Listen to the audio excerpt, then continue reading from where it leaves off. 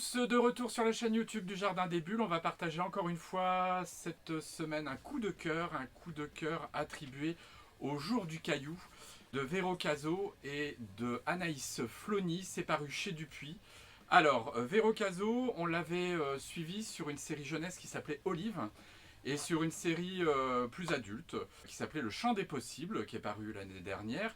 Et puis Anaïs Flony, souvenez-vous, elle nous a passionnés avec un premier album qui s'appelait Rivage lointain, jeune illustratrice issue de l'école Pivot de Nantes, bourrée de talent, qui nous propose un récit extrêmement poétique.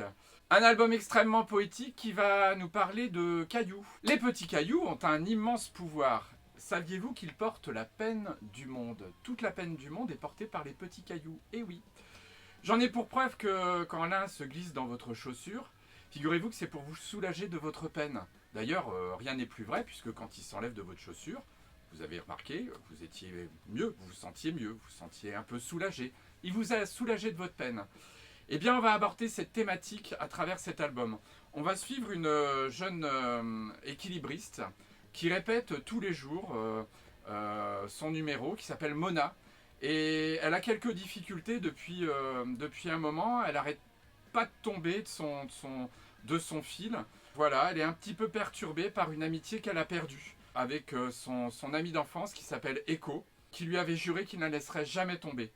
Elle entend parler de cette métaphore du petit caillou et donc va en glisser un dans sa chaussure en se disant « Tiens, je vais le jeter dans la rivière et puis ma peine partira avec ». Sauf qu'au moment de jeter ce caillou dans la rivière, Mona voit surgir Echo, qui avait disparu depuis 1 an et demi, qui lui dit « Hop, hop, hop, ne jette pas ce caillou, je suis coincé dans une boucle temporelle à cause de ce caillou et à cause de l'action de jeter ce caillou chaque fois dans la rivière. » Mais il n'y a que lui qui en a conscience, il n'y a que Echo qui a conscience de cette situation. Mona, elle revit chaque jour la même histoire.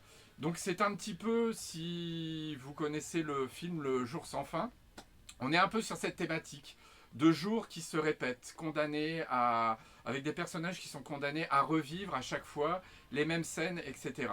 C'est d'une poésie extrême, c'est vraiment un album avec lequel vous allez vous régaler. Pour gagner cet album, vous répondez à la question de la semaine. La question est la suivante. Près de Névez se trouve un rocher magique qui a une particularité.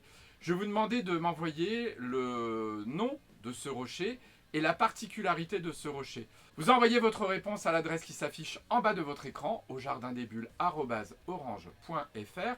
La première ou le premier qui répond ne gagne pas un menhir, ne gagne pas un dolmen, gagne l'album Le Jour du Caillou, paru chez Dupuis par Véro Cazot et Anaïs Flony. Je vous souhaite une très belle semaine, bourrée de petits cailloux, qui vous mèneront peut-être jusqu'au Jardin des Bulles. Et je vous dis à bientôt au Jardin des Bulles.